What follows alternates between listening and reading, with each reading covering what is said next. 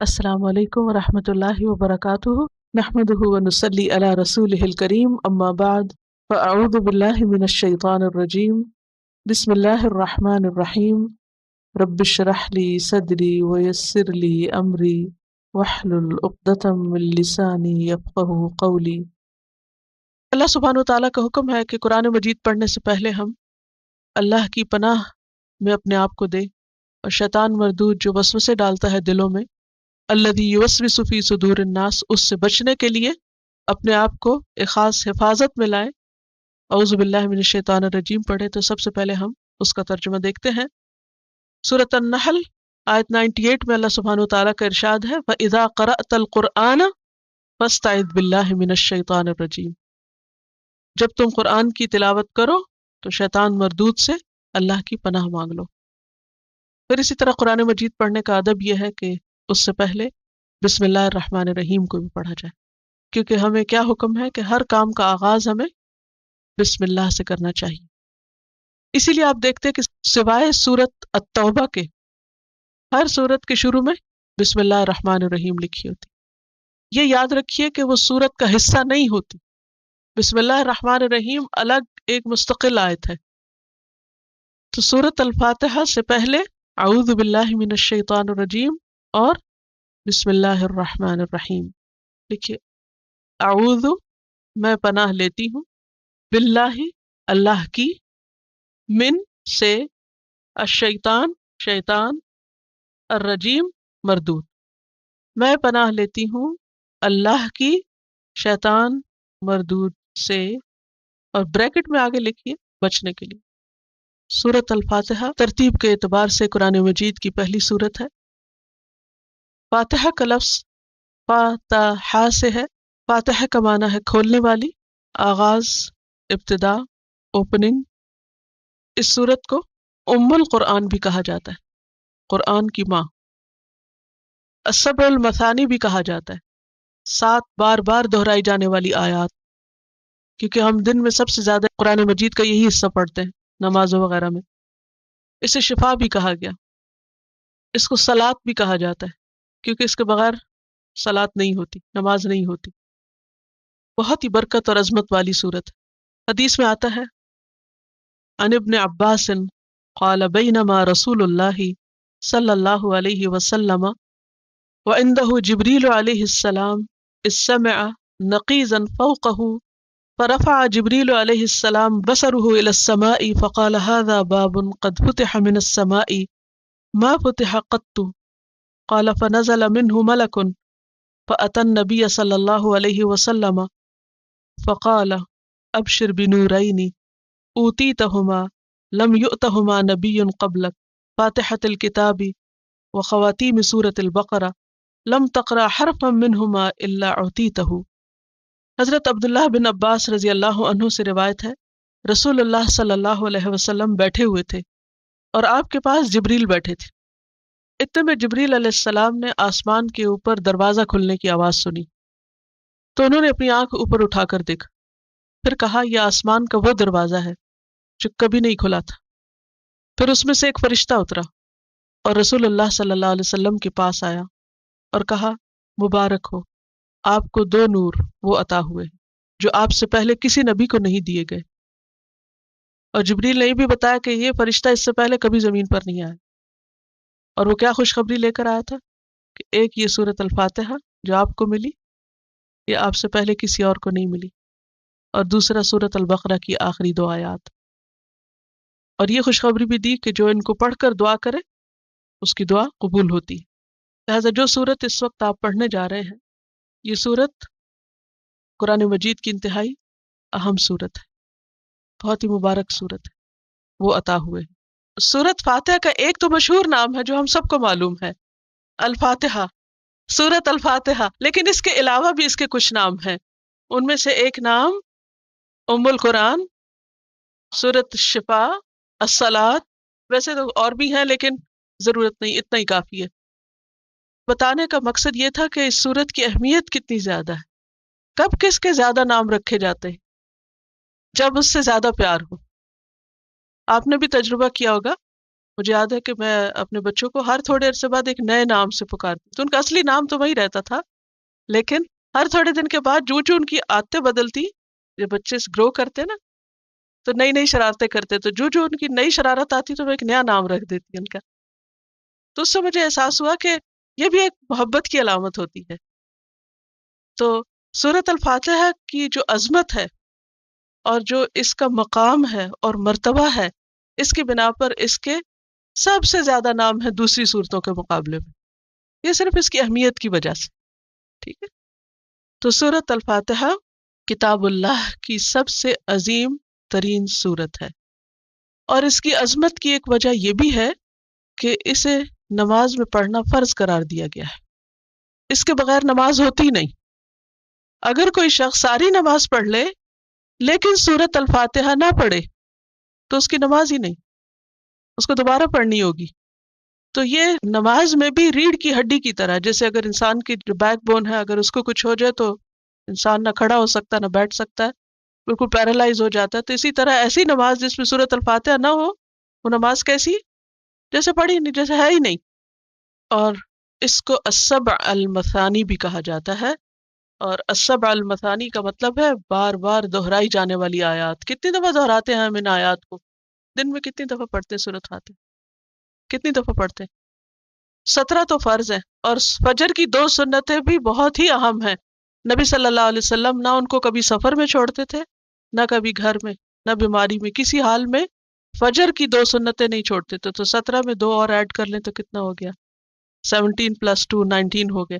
At least 19 Times تو ہم پڑھتے ہی ہیں، لیکن ظاہر ہے کہ باقی سنتیں بھی بہت اہم ہیں، کیونکہ حدیث میں آتا ہے کہ جو شخص دن کی 12 سنتیں پوری کرے میں جنت میں اس کو گھر کی بشارت دیتا ہوں. جنت میں گھر کا وعدہ ہے اس شخص کے لیے.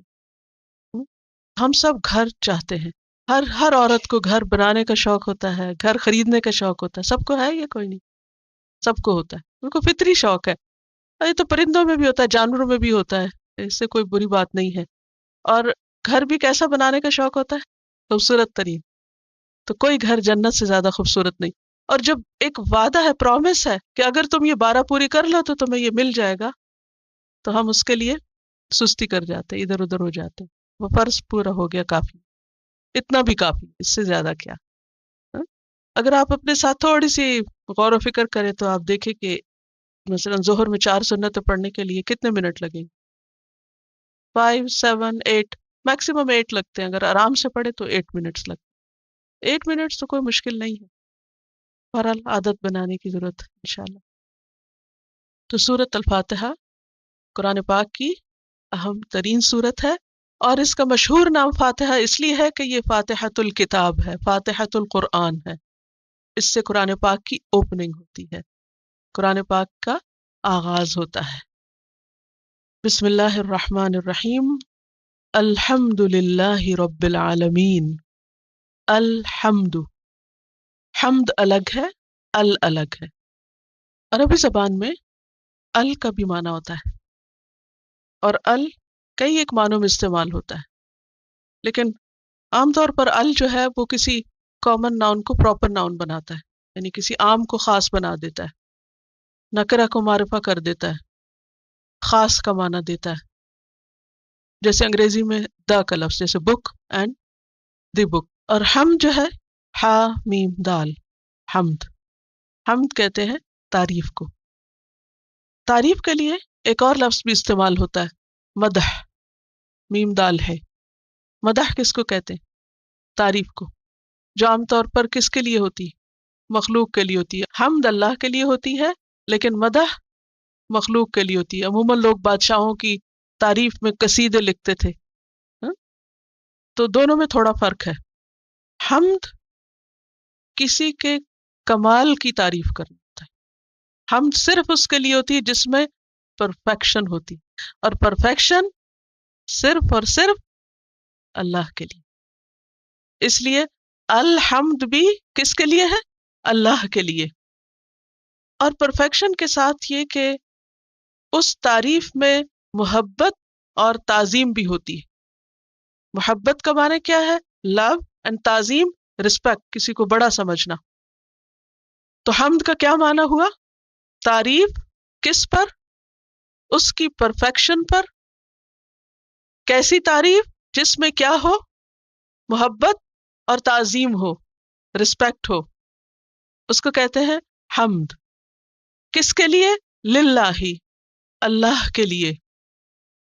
اب یہ جو للہ ہے، اس میں بھی آپ سامنے دیکھ رہے ہیں کہ لام الگ ہے اور اللہ الگ.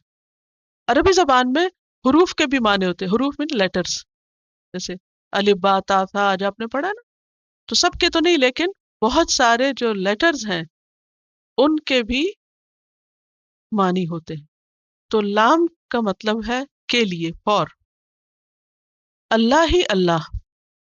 اللہ کا لفظ جو ہے یہ الہ سے ہے، اور الہ کہتے ہیں معبود کو، جس کی عبادت کی جائے.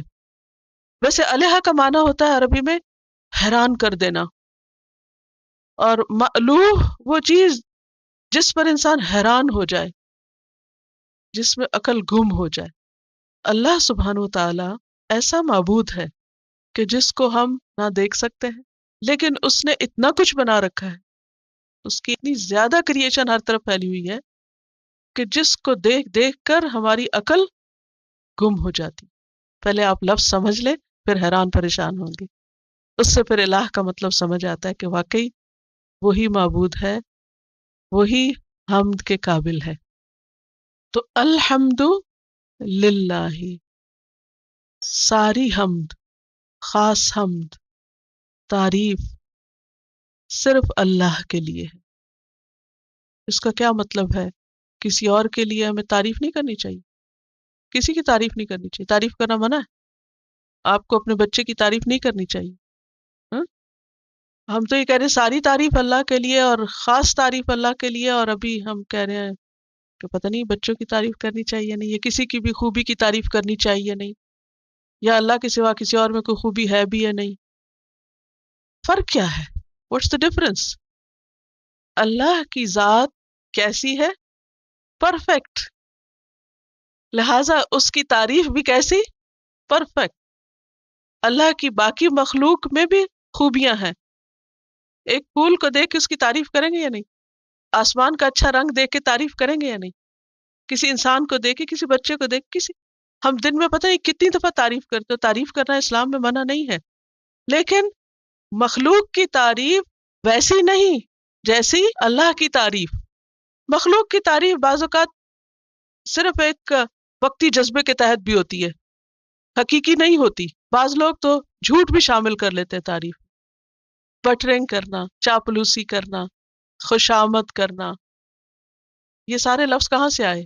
ان کی کوئی حقیقت ہے نا؟ ہاں؟ یہ سب بندوں کے لیے اور دنیا کی چیزوں کے لیے تو ہو سکتا ہے، مگر اللہ کے لیے ایسی کوئی چیز نہیں. وہاں کیا ہے؟ حمد. اور حمد کیسی تعریف ہوتی ہے؟ جو کسی کی پرفیکشن پر ہو اور اس میں محبت اور تعظیم ہو، کوئی جھوٹ نہ ہو، کوئی مبالغہ آرائی نہ ہو. دنیا میں ایگزیجریشن بھی ہوتی ہے نا، بعض اوقات کوئی اتنا قابل نہیں ہوتا لیکن ہم ضرورت سے زیادہ اس کی تعریف کر دیتے ہیں، حالانکہ وہ اس کے قابل ہی نہیں ہے. ہاں؟ ایسا ہوتا ہے نا. لیکن اللہ کی تعریف ان سب سے مختلف ہے.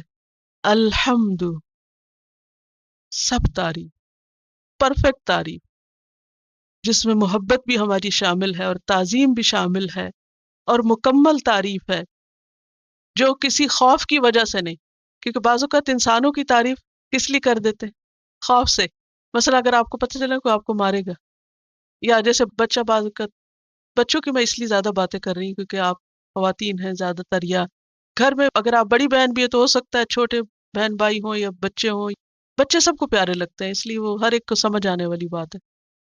اچھا، بعض اوقات ایسا ہوتا ہے کہ آپ کو ڈر ہوتا ہے کہ بچے نے کوئی غلط چیز اٹھا لی ہے اور وہ پھینکنے لگا ہے، تو آپ اس کو روکنے کے لیے کیا کرتے ہیں؟ کتنے اچھے ہو تم تو کبھی ایسے نہیں کرو گے. لیکن اس وقت آپ ڈر کے مارے اس کی تعریف کر رہے ہیں تاکہ آپ اس کے شر سے بچ سکیں. اللہ کی تعریف ایسے نہیں ہوتی، کیونکہ اللہ تو الرحمن الرحیم ہے. تو الحمد للہ، پرفیکٹ تعریف، محبت والی تعریف، تعظیم والی تعریف، اس کی عظمت پر مبنی تعریف، سچی تعریف، حقیقی تعریف، ساری کی ساری تعریف للہ، بس اللہ کے لیے ہے، اور اس کے علاوہ کسی اور کے لیے ہے تو حمد نہیں ہے، مدح ہے، مدح، بس پریز ہے، سمپل سی پریز۔ مشکل یہ ہے کہ نہ اردو میں، نہ انگریزی میں، نہ دنیا کی کسی اور زبان میں حمد کے مقابل لفظ ہے ہی نہیں جو یہ معنی دے آپ کو سارا۔ آپ جائیے انگریزی کی ڈکشنری کھولیے اور پریز میں دیکھیے یہ سارا معنی پایا جاتا ہے جو حمد میں؟ نو۔ اردو میں تعریف، نو، بہت ہی پھیکا لفظ ہے تعریف۔ تو جب ہم صرف ترجمہ پڑھتے ہیں نا تو قرآن پھر اندر نہیں اترتا، وہ لطف نہیں آتا، پھر وہ ہمارے رگوں میں نہیں سماتا۔ اس لیے ضروری ہے الفاظ کی گہرائی میں جانا۔ What does it mean؟ حمد ہے کیا چیز جو ہم بغیر روح کے، بغیر سوچے، بغیر سمجھے بس کہہ جاتے الحمدللہ الحمدللہ الحمدللہ، اور نہ دل میں خیال آتا ہے کہ اللہ کی تعریف ہو رہی ہے، اور نہ ہی کوئی دماغ میں چیز آتی ہے، اور بس صرف زبان بول رہی ہے اوپر اوپر سے۔ اب دیکھیے تعریف کرنے میں مزہ آتا ہے نا، تعریف سننے میں تو خیر سب کو ہی آتا ہے، لیکن کرنے میں بھی آتا ہے یا نہیں؟ جب آپ کسی اچھی چیز کو دیکھتے ہیں اور آپ خوش ہو کر اپنے جذبات کا اظہار کر رہے ہوتے ہیں، تو اسی طرح تعریف کرنا ہماری ضرورت ہے۔ قرآن کا آغاز اسی سے ہو رہا ہے، الحمدللہ۔ تو جب الحمدللہ آپ کہے تو آپ کی آنکھیں، آپ کا دل، آپ کا دماغ، اور سب کے اندر ایک رسپیکٹ اور محبت اللہ کے لیے ہونی چاہیے۔ الحمد للہ، اور اللہ جو ہے یہ ذاتی نام ہے، اللہ سبحانہ تعالیٰ کا، حقیقی معبود کا، الہ برحق کا۔ کیوں؟ کیوں اللہ کے لیے؟ کیوں؟ اس لیے کہ رب العالمین، وہ رب ہے تمام عالمین کا۔ اب یہاں پر آپ دیکھ رہے ہیں انالیسس کیا تو رب کا لفظ را با با ہے اس کا روٹ۔ تو رب یا ربو کا معنی ہوتا ہے تدریجاً نشو نما کرنا، گریجولی اینڈ سلولی کسی چیز کو پروان چڑھانا۔ اس کی مثال ہے جیسے ایک بیج سے درخت کا بننا، کتنا ٹائم لگتا ہے؟ ایک سیڈ ٹری میں کب کنورٹ ہوتا ہے؟ How much time it takes? اور ہم ایک دن میں کاٹ کے اس کا فرنیچر بنا لیتے ہیں۔ تو رب اس کو کہتے ہیں جو خالق بھی ہے، مالک بھی ہے، اور مدبر بھی۔ رب کو عربی میں 3 چیزوں سے ٹرانسلیٹ کیا جاتا ہے۔ وہ تو پہلے جو میں نے معنی بتایا نا وہ ڈکشنری میننگ ہے، لفظی معنی ہے رب یا ربو کا، لیکن رب کا لفظ جب اللہ کے لیے استعمال ہوتا ہے تو اس کا کیا مطلب ہے؟ خالق، مالک، مدبر۔ بس یہ 3 لفظ آپ نے رٹ لینے ہیں کیونکہ یہ بار بار آئیں گے آگے بھی، بار بار پوچھوں گی کیا معنی ہے رب کا، پھر آپ بھولے گا نہیں۔ خالق کا کیا مطلب ہوتا ہے؟ پیدا کرنے والا۔ مالک، اون کرنا، کسی چیز پر پورا اختیار رکھنا، اس پر قابو پانا۔ اس کتاب کی میں مالک ہوں، آپ لیں تو صحیح، یعنی میرا اس پر اختیار ہے، میں چاہے تو اس پر رنگ رنگ سے لکھوں، جو مرضی کروں۔ تو خالق جو کریٹ کرتا ہے، بناتا ہے، مالک جو پھر اس کو اون بھی کرتا ہے، اور مدبر جو پلان کرتا ہے، پلانر سارے امور کا۔ اللہ نے کائنات کو پیدا بھی کیا اور اون بھی کرتا ہے، اور ان سب کو چلا بھی رہا ہے، اس کی تدبیر بھی وہ کرتا ہے، اوپر سے نیچے تک، آسمان سے زمین، زمین سے آسمان تک، ہر چیز کی تدبیر وہ کرتا ہے، چاہے بارش برسنی ہے یا نہیں، یا ہوائیں دائیں کو چلیں گی بائیں کو چلیں گی، کیا ہوگا کیا نہیں، سب اسی کی پلاننگ ہے، میری اور آپ کی نہیں، نہ کسی اور انسان کی۔ لوگ ہمیں ویدر فور کاسٹ تو بتا سکتے ہیں مگر اس ویدر کو تبدیل نہیں کر سکتے۔ اگر کوئی مصیبت سر پہ آ رہی ہو، سیلاب آ رہا ہو، تو اس کا کوئی علاج نہیں ہے ان کے پاس۔ ربا یا ربو، ربن کا معنی ہوتا ہے آہستہ آہستہ کسی چیز کو پروان چڑھانا، لیکن رب کا لفظ جب اللہ کے لیے استعمال ہوتا ہے تو معنی ہوتا ہے خالق، مالک اور مدبر۔ رب صرف وہی ہے، اللہ ہی ہے، اللہ ربنا، کیونکہ کوئی اور انسان ہمارا خالق نہیں، نہ وہ ہمیں اون کرتا ہے۔ اب لوگوں کا حال کیا ہوتا ہے، تھوڑا سا ہم پر احسان کر لیں تو ہم کو اون کرنے لگے کہ ہمیں ہر کام کی انہی کی مرضی سے کرنا چاہیے۔ نہیں، ہمیں ہر کام صرف اللہ ہی کی مرضی سے کرے، کیونکہ وہی بس ہم کو اون کرتا ہے۔ رب عربی زبان میں عورت کے لیے ربۃ البیت کا لفظ آتا ہے، ربۃ البیت، یعنی عام انسانوں کے لیے بھی یہ لفظ عربی زبان میں پہلے سے استعمال ہو رہا تھا۔ عورت کو ربۃ البیت کیوں کہتے ہیں؟ کیونکہ مینیجر ہے گھر کی، تو وہ اس کے لفظی معنوں میں ہے، اور اس کی مینجمنٹ ناقص ہے، جبکہ رب کی مینجمنٹ جو ہے اور اس کی پلاننگ اور اس کی کریشن جو ہے وہ ان لمیٹڈ ہے۔ دیکھیے ہمارا حال کیا ہے، ایک گھر کو چلانا ہے مشکل. ایک دن سب ٹھیک کر کے رات کو ہر چیز اپنی جگہ پہ رکھ کے سوتے ہیں سب ٹھیک ہوگی، سویرے اٹھتے ہیں پھر وہی حال ہوتا ہے. جتنا مرضی پلان کر لیں، جتنی چاہے گھرداری سیکھ لیں، جتنا چاہے وقت لگا لیں، کچھ نہ کچھ گڑبڑ رہتی ہے، کچھ نہ کچھ چھوٹ ہی جاتا ہے، سارے ٹاسک پورے نہیں ہو پاتے. لیکن اس کے مقابلے میں اللہ سبحانہ تعالیٰ کے لیے جب رب کا لفظ استعمال ہوتا ہے تو آپ دیکھیے کہ وہ سورج کو اپنے وقت پر نکالتا. ہم خود نکلنے میں لیٹ ہو جاتے ہیں، بچوں کو بھیجنے میں لیٹ ہو جاتے ہیں، لیکن اللہ سبحانہ تعالیٰ وقت پر سورج نکالتا، وقت پر غروب ہوتا ہے. ہر چیز اپنی اپنی جگہ پہ چل رہی ہے، اسی کے حکم کے مطابق چل رہی ہے. اور جتنا کچھ اس نے پیدا کیا ہے، عام طور پر یہ ہوتا ہے نا گھر میں اگر ذرا مہمان آ جائیں اور زیادہ برتن نکل جائیں تو پھر دیکھیں عالم کیا ہوتا ہے کہ ان سب کو واپس رکھنے میں ایک مصیبت آئی ہوئی ہوتی.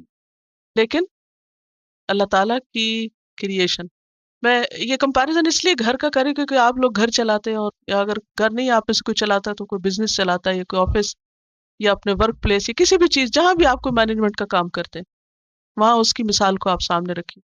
اور دوسری طرف اللہ سبحانہ تعالیٰ کی پوری یونیورس کو پھر آپ کمپیئر کر لیجئے، اپنے گھر کو دیکھ لیجئے اور اس کے سامان کو اور جو کچھ اس میں آپ نے رکھا ہوا ہے، اور اللہ سبحانہ تعالیٰ کی پوری کائنات کو. جو بڑے سے بڑا بزنس مین کسی کا بھی سوچ لیجئے دنیا میں اگر کوئی ہے جس کو آپ مجھ سے زیادہ جانتے ہوں گے کہ اس کا بزنس ہم کتنے امپریس ہوتے ہیں، اتنا بڑا بزنس بلینز کا. اور عام طور پر لوگ مثال دیتے ہیں اس بل گیٹ، بتاتے رہتے ہیں کہ اب اتنا ہو گیا اس کے پاس اور اتنا، اور ایسے مینج کرتا ہے اور معلوم نہیں کیا کیا.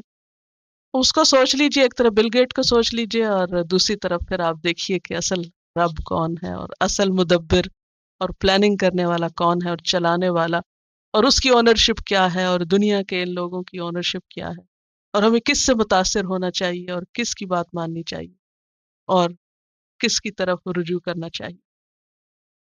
تو رب العالمین وہ صرف رب کسی خاص جگہ کا نہیں، کسی ایک ملک کا نہیں، کسی ایک انسان کا نہیں، کسی ایک قبیلے نسل کا نہیں، بلکہ العالمین. اور العالمین، عالمین کیا ہوتا ہے؟ عالمین یہ العالم کی جمع ہے، اور اس کا جو بیسک سٹرکچر ہے وہ عین لام میم ہے، روٹ اس کا عین لام میم ہے، اور اسی سے لفظ علم بنتا ہے.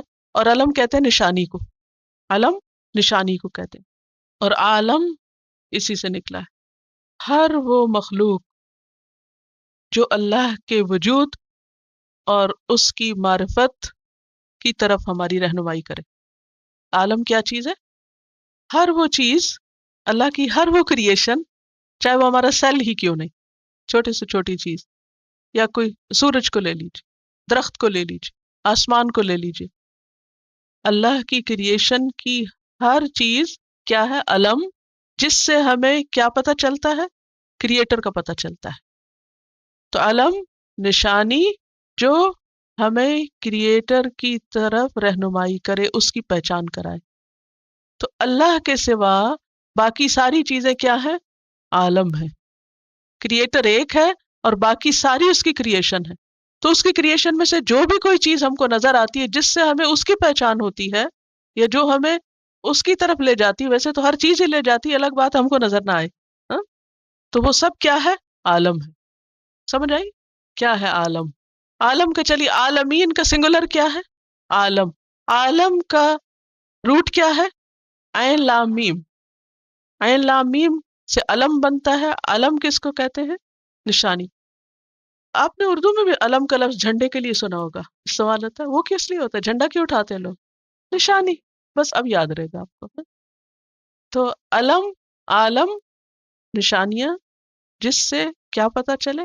خالق کا پتا چلے. ہم؟ اور مراد اس سے کیا ہے؟ ساری کریشن. تو رب العالمین وہ جو خالق ہے ساری یونیورس کا، اس سب کو اون بھی کرتا ہے اور پھر ان سب کی پلاننگ بھی اس کو چلا بھی رہا ہے. اب آپ دیکھیے، میرا سوال آپ سے یہ ہے کہ اللہ کی تعریف کیوں کی جائے؟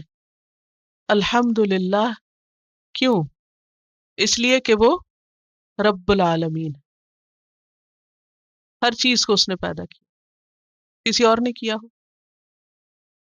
آپ کہیں گے نہیں میں نے بھی فلاں چیز بنائی ہے، فلاں چیز لکھا ہے، میں کھانا بنا سکتی ہوں، میں کپڑا سی سکتی ہوں، فلاں بہت کریٹو ہے. یہ کتنا زیادہ استعمال ہوتا ہے.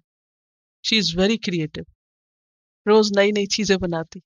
شی is creative in making food, creative writing, creative پتہ نہیں کیا کچھ. تو انسان بھی کریٹو ہو سکتا ہے، کریٹو ہو سکتا ہے، مگر ناقص ہے.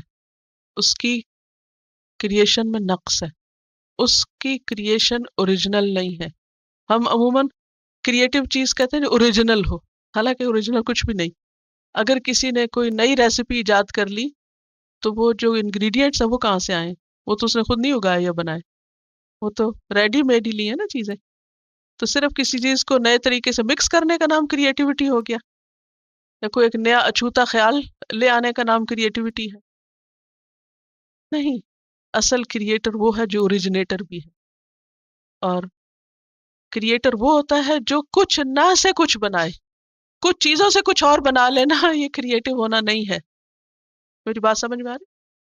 دنیا میں جتنے بھی کریٹر ہیں وہ دراصل اللہ کی کریشن کو اسمبل کر رہے ہیں. بس ان کو نیا نیا شکل دیتے، بس شیپ دیتے رہتے ہیں، اسمبل کرتے رہتے ہیں، کچھ سے کچھ ملاتے، کبھی ادھر ملا دیتے، پھر ان کو ادھر کہیں اور ملا دیتے، پھر کچھ اور بنا لیتے ہیں. بس یہ کچھ کر رہے ہیں. یہ کریٹر ہونا نہیں ہے، اور یہ کریٹو ہونا ایکچولی نہیں ہے. تو سب تعریف اللہ کے لیے، کیونکہ وہ رب العالمین ہے، ہر چیز اسی نے بنائی ہے، اس لیے سب سے زیادہ تعریف اسی کی. اس سے ایک بات یہ پتہ چلتی ہے کہ اللہ کے علاوہ جو بھی ہے، چاہے وہ پیغمبر ہیں، چاہے فرشتے ہیں، چاہے اولیاء اللہ ہیں، وہ سب بھی اللہ ہی کے بنائے ہوئے. وہ اللہ کے شریک نہیں ہیں، اللہ کے مقابل نہیں ہیں، اور اللہ کے محتاج ہیں. یا ایھا الناس انتم الفقراء الی اللہ، اے لوگو تم سب اللہ کے محتاج ہو.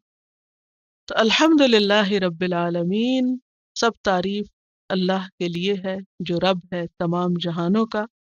اور رب ہونے کے باوجود وہ کیا ہے؟ الرحمن الرحیم. الرحمن، اس میں بھی آپ دیکھیے ال آ رہا ہے اور رحمان آ رہا ہے. تو ال کا کیا مطلب ہوتا ہے؟ خاص. الرحمن بہت رحم کرنے والا. اور رحمان کا لفظ کس سے ہے؟ را ہا میم سے.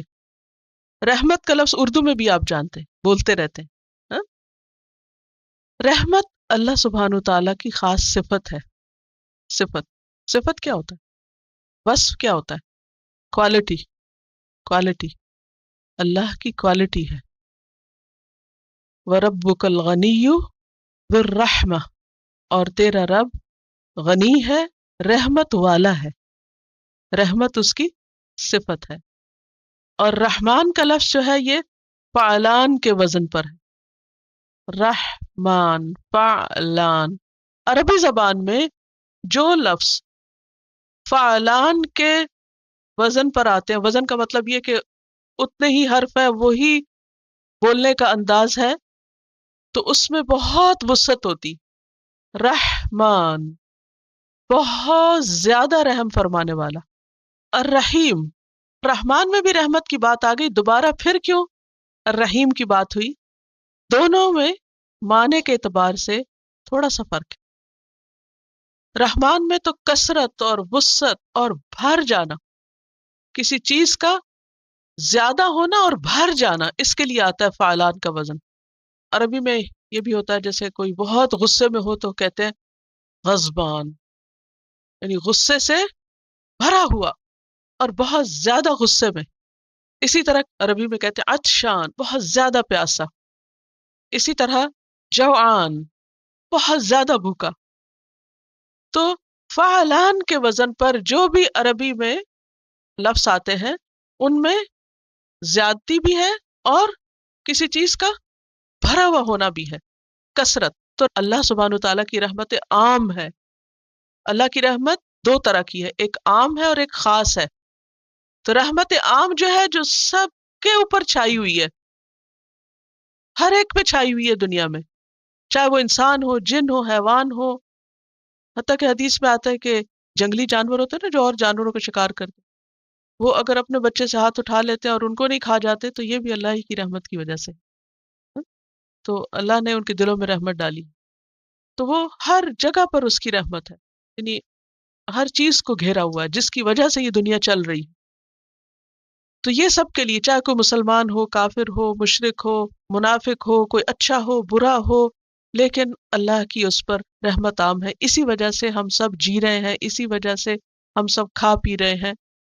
اور یہ رب العالمین کے بعد اس لیے بھی کہ جو عالمین کا رب ہے، جو ہر چیز کو اون کرتا ہے، وہ اتنا بڑا ہے، وہ اگر کوئی غلطی کرے تو اس کو ایک سیکنڈ میں سزا دے سکتا ہے، لیکن اس کے باوجود وہ ان لوگوں کو جو بعض اوقات نعوذ باللہ اللہ سبحانہ و تعالیٰ ہی کو برا بھلا کہہ رہے ہوتے ہیں اور اس کو ظالم بتا رہے ہوتے ہیں اور معلوم نہیں کیا کچھ اس کے اور اس کے آیات اور اس کی کتاب اور اس کے خاص بندوں کے خلاف بولتے رہتے ہیں، لیکن اس کے باوجود وہ ان کو فوری سزا نہیں دیتا۔ یہ کیوں نہیں دیتا؟ کیا وہ دے نہیں سکتا، پکڑ نہیں سکتا؟ دے سکتا ہے، لیکن چونکہ وہ رحمان ہے اس لیے وہ ان کو چھوڑے رکھتا ہے اور ان کا وہ وقت پورا کرنے دیتا ہے۔ اب آپ دیکھیے، دنیا میں جب انسانوں کے پاس تھوڑی سی بھی اتھارٹی آتی ہے تو کس طرح بہیو کرنے لگتے ہیں؟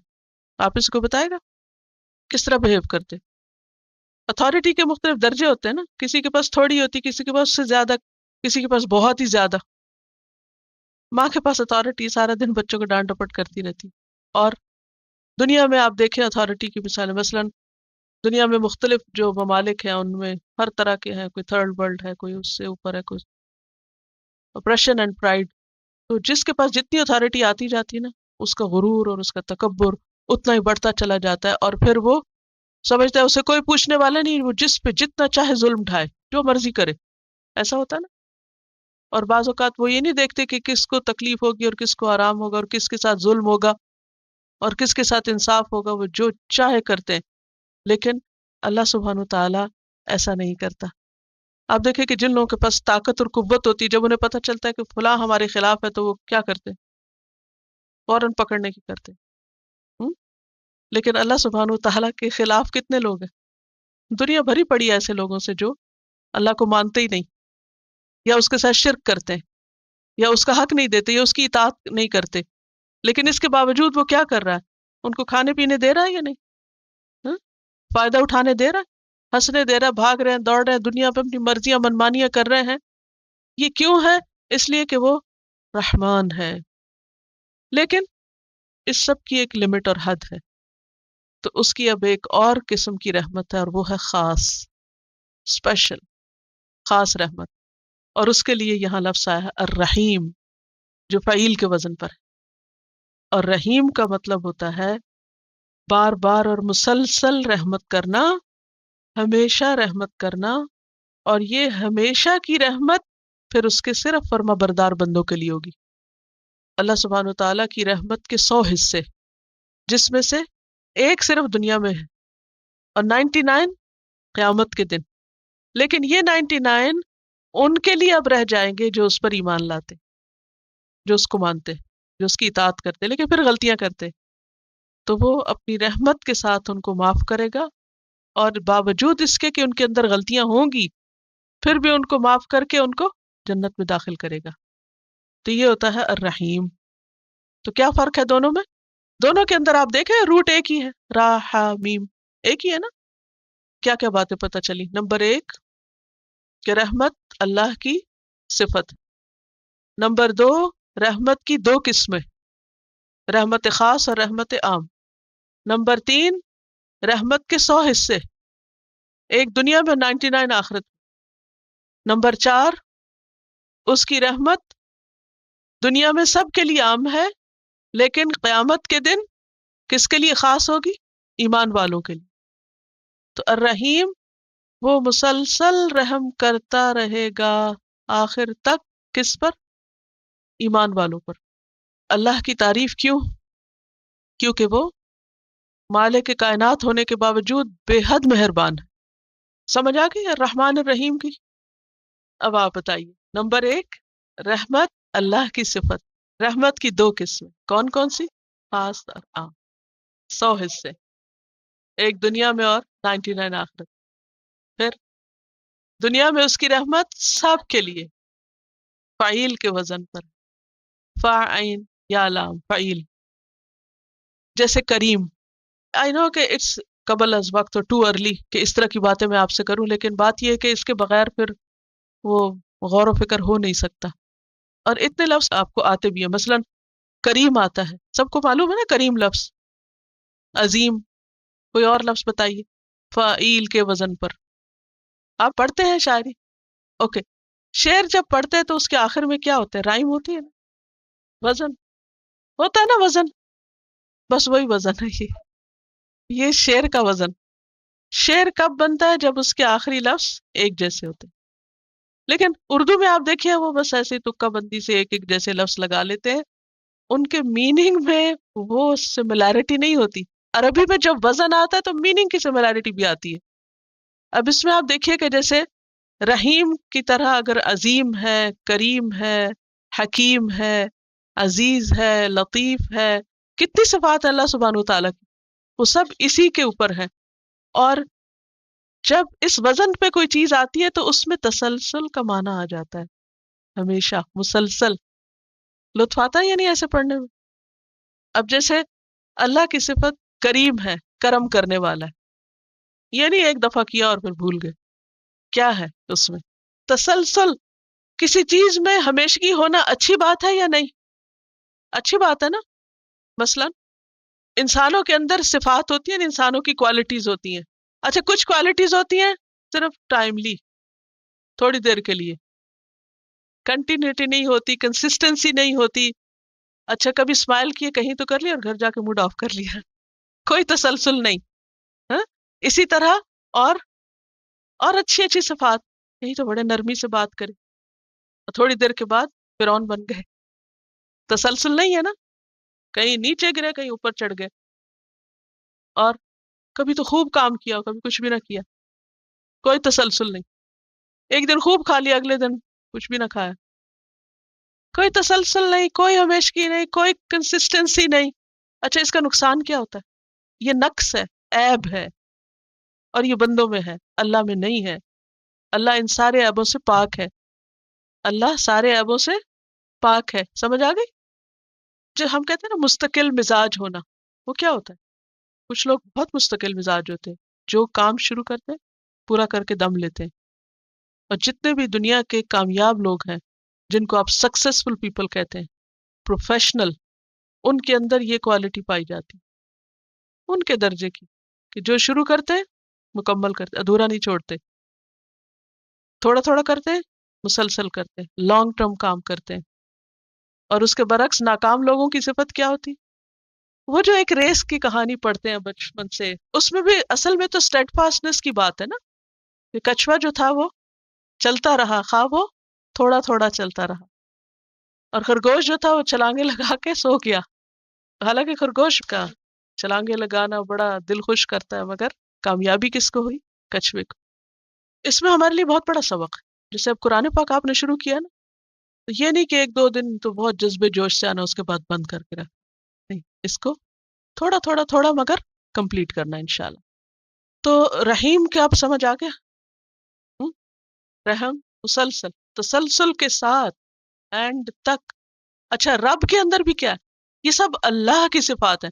الحمدللہ ہم نے کہہ دیا نا، تو مین جو ہمارا فوکس ہے وہ اللہ پر ہے. اور اس کی پہلی صفت ہے کہ وہ رب ہے، دوسری صفت ہے الرحمن ہے، تیسری صفت ہے الرحیم ہے. اب الرحمن الرحیم ہے اور رب ہے وہ، تو ہر ایک کے اندر ایک الگ ہی کوالٹی. رحمان میں ایک اور چیز ہے، رحمان کا لفظ بھرتے منہ بھر جاتا ہے، رحمان بہت کثرت کا تصورات ہے. لیکن رحیم میں اس طرح بہت بڑا ہونے کا تو نہیں آتا، مگر اس میں کنٹینیوٹی کا آتا ہے، تو اس کی ہر شان نرالی. مالک یوم الدین، مالک، سوچئے مالک کون ہوتا؟ آپ عام طور پہ لفظ پڑھتے ہیں مالک، ملک، ملک، یہ لفظ جانے پہچانے نا سب کو. سبا قرات کا لفظ آپ میں سے شاید کچھ لوگوں نے سنا. تو سبا قرات میں سے ایک قرات میں اس کو ملک یوم الدین بھی پڑھا گیا. وہ غلط نہیں پڑھتے، وہ ایکچولی ایک اور قرات